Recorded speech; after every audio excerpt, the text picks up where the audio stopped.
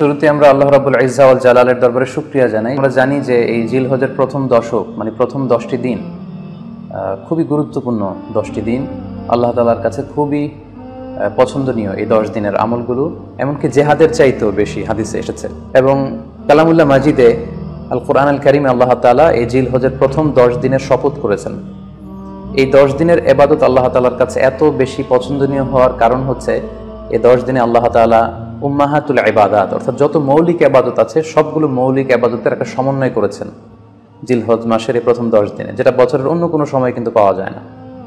কারণ এই 10 দিনের ভেতরে সালাত আছে, নফল সিয়াম আছে, সাদাকা আছে, কুরবানি আছে, হজের প্রসঙ্গটা আছে, যেটা বছরের অন্য কখনো এরকম উম্মাহাতুল ইবাদাত অর্থাৎ যত মৌলিক ইবাদত আছে সব মৌলিক ইবাদতের কম্বিনেশন সমন্বয় বছরের কোনো সময় কিন্তু আসলে হয় না, যেটা হয়ে থাকে জিলহজ মাসের প্রথম এই 10 দিনের ভেতর। এজন্য এই 10 দিনের ইবাদত আল্লাহ তাআলার কাছে অত্যন্ত বেশি প্রিয়।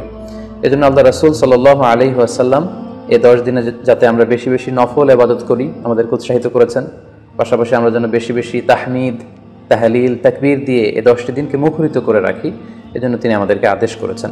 এজন্য এই 10টি দিনে আমরা যেন বেশি বেশি সুবহানাল্লাহ ওয়ালহামদুলিল্লাহ লা ইলাহা ইল্লাল্লাহু আল্লাহু আকবার এই আজকারগুলো যেন আমরা বেশি বেশি পড়ি। এবং আরাফাতের সিয়ামের ব্যাপারে আল্লাহ রাসূল সাল্লাল্লাহু আলাইহি ওয়াসাল্লাম আশা করেছেন যে 9 জিলহজের যে নফল সিয়ামটি অর্থাৎ আরাফার রোজা, এই আরাফার রোজা যে ব্যক্তি রাখবে আল্লাহ রাসূল সাল্লাল্লাহু আলাইহি ওয়াসাল্লাম বলেন যে আমি প্রত্যাশা করি এই সিয়ামের বদৌলতে বিগত একটি বছরের এবং সামনের একটি বছরের যত পাপ হবে এই পাপগুলোকে আল্লাহ তাআলা আমাদের জন্য ক্ষমা করে দিবেন। এবং জিলহজের 9 তারিখ ফজর থেকে কিন্তু আমাদেরকে ওয়াজিব তাকবীর পাঠ করতে হয়, আমরা জানি সেটা শুরু হয় আরাফার দিন ফজর থেকে। 9 তারিখ ফজর থেকে শুরু করে 13 তারিখ আসর পর্যন্ত এই তাকবীরগুলো প্রত্যেক সালাতের পরে পড়া আমাদের জন্য আবশ্যক। আমরা যেন এই নফল আজকারগুলো, এই নফল তাকবীরগুলো যাতে আমরা বেশি বেশি করে দেই। এবং যারা কুরবানি করার জন্য ইচ্ছা পোষণ করেছেন তারা যেন এই 10 দিনের আগেই তাদের মাথার চুল এবং নখ কেটে পরিচ্ছন্ন হয়ে যান। এবং জিলহজের এই 10 দিনে তারা যাতে মাথার চুল না কাটে এবং হাতের নখ না কাটে, এই মর্মে আল্লাহ রাসূল সাল্লাল্লাহু আলাইহি ওয়াসাল্লাম আমাদেরকে গাইডলাইন দিয়েছেন। সব মিলে আল্লাহ তাআলার কাছে এই 10টি দিনের ইবাদত খুবই প্রিয়। এমনকি হাদিসে এসেছে, যেটা আমরা বললাম যে জেহাদের চাইতেও বেশি প্রিয়। এজন্য এই সুবর্ণ সুযোগটুকুন যেন আমরা কখনোই মিস না করি।